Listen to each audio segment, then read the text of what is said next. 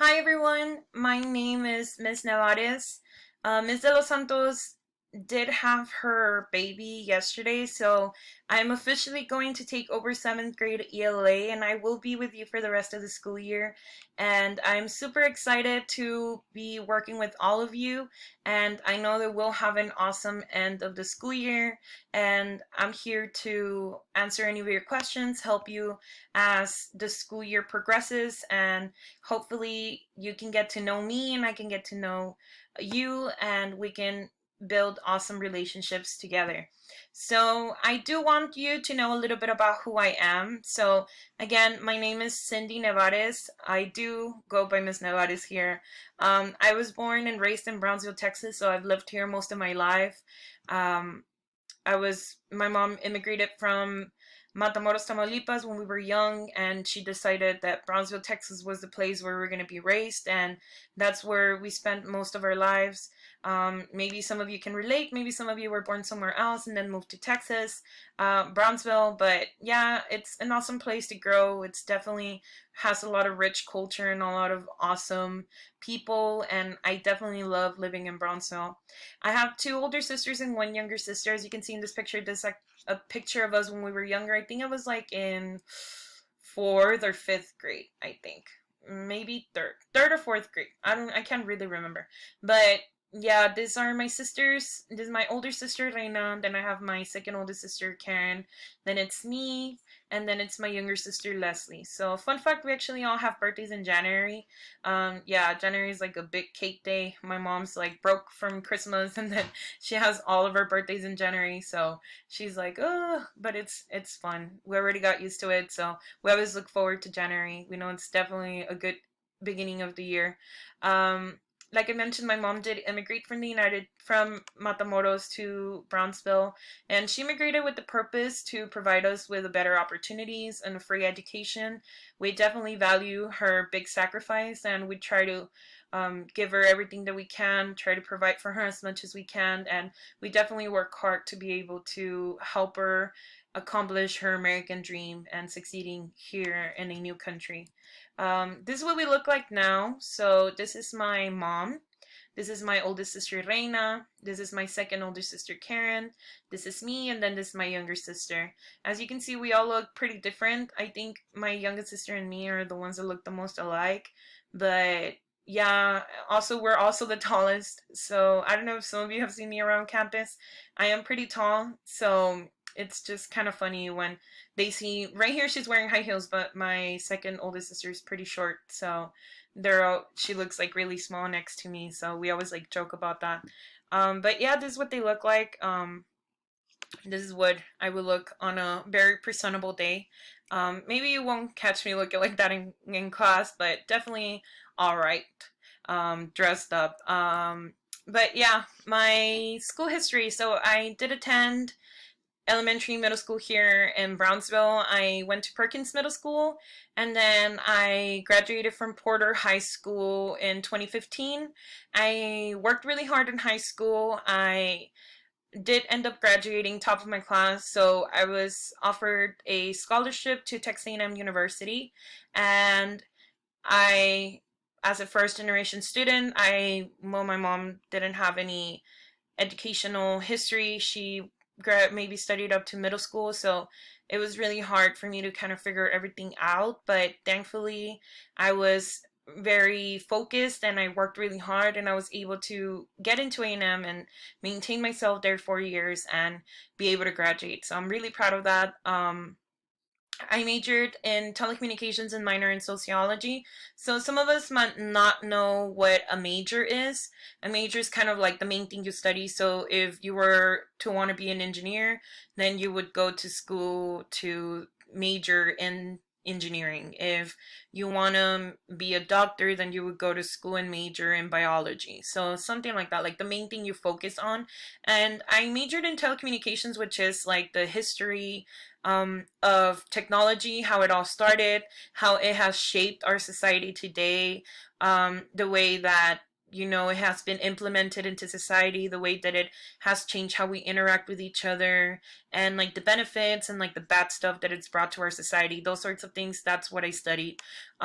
With that major, you can study you can do news, you can do video production, you can be a producer, you can work for companies to do all like their technology stuff, you can do all their branding. There's a lot of things. It's very broad. There's a lot that you can do with that.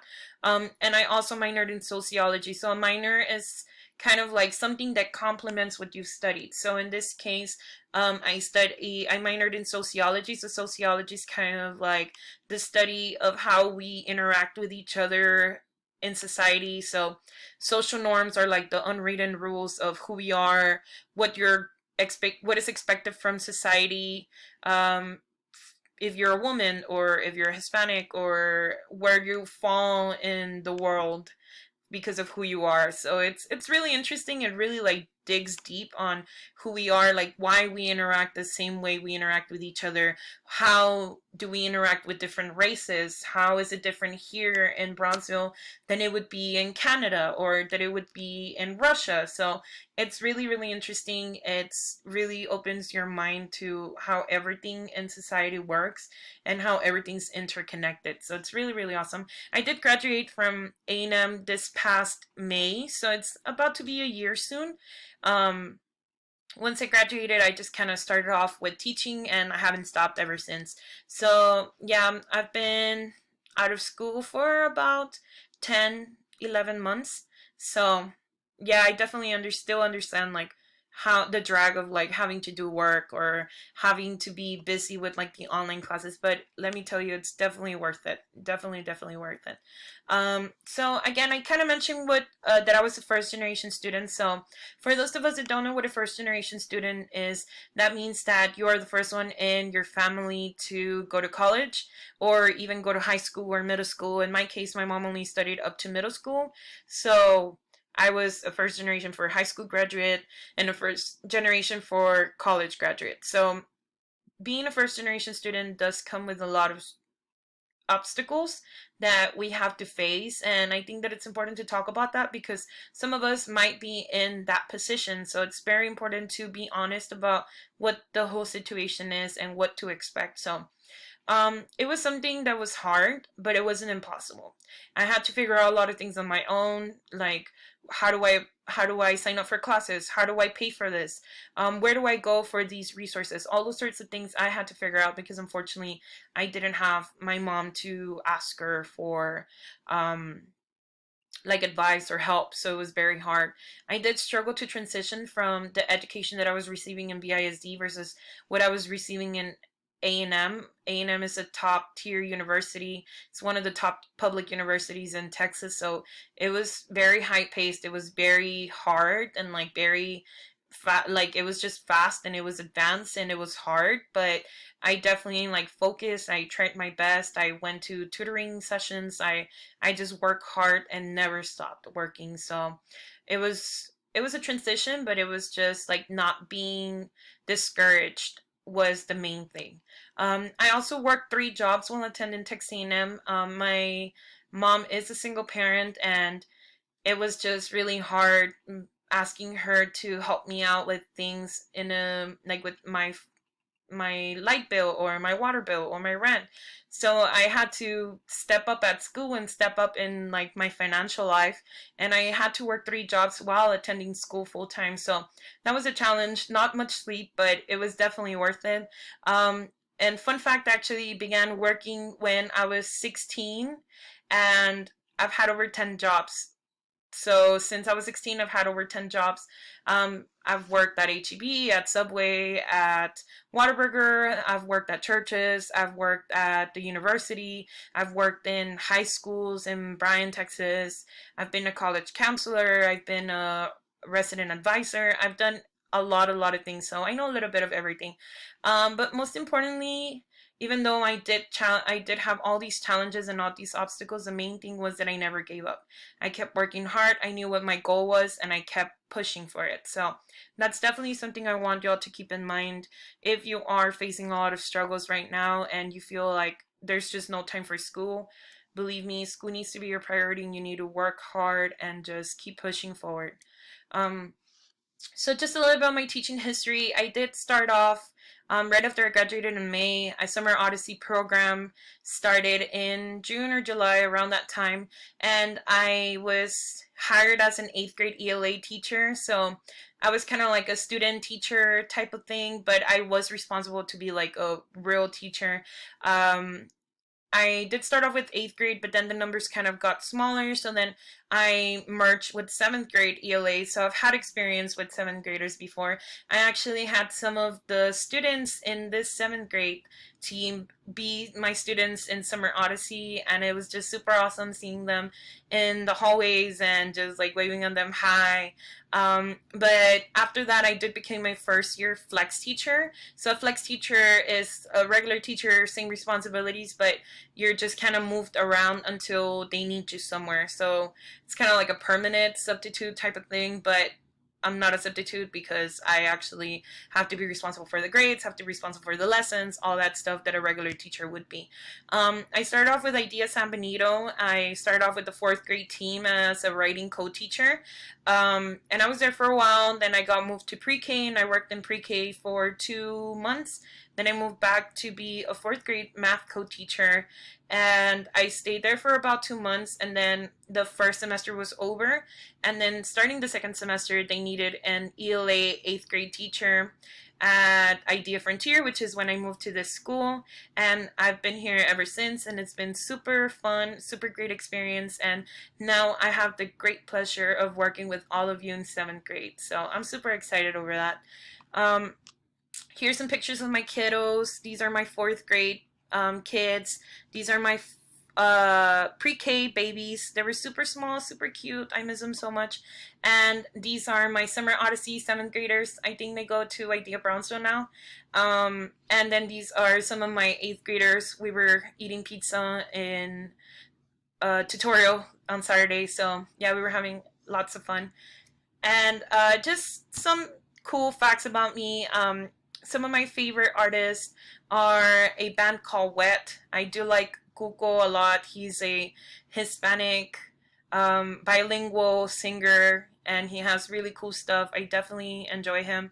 I really like Frank Ocean too. He has super cool beats, super awesome songs, and I do like Lord a lot since like I was like in 10th grade. So I do like more like alternative music. I really enjoy that, and if you have any songs, feel free to share with me. My favorite things to do, I do enjoy taking pictures of the sky a lot. I love glaring at the sky and seeing how beautiful it is, like just nature, and I enjoy like pulling out my phone and taking some pictures. I do like spending a lot of time with my family and my friends. Here in the corners are just some pictures of my college friends, some really good friends that I made when I was away for 4 years, and I just like they have a super special place in my heart. And now we're a little bit like spread out, but I get to spend a lot of time with my family. And of course, my other favorite thing to do is discover new music. So definitely let me know what your favorite songs are. So the reason why I teach because I want to provide you with tools that will help you succeed throughout life. I want to give you something that's going to help you not only in 7th grade, but maybe in 8th grade, maybe all throughout high school, maybe in college. If there's one thing that sticks with you, that's it for me. Like that's what matters. I want every single one of you to believe in your potential. I know that right now we're young and we don't understand what the expectations of us are, but you need to believe on who you are and like work hard towards what you want and what you have. And because I want you to learn something new and have fun doing so. So I'll do the best that I can to make the class as fun as possible, but it is ELA. We need to stick to the work, and we'll find alternatives to have fun. And just some expectations. Ms. De Los Santos' expectations continue.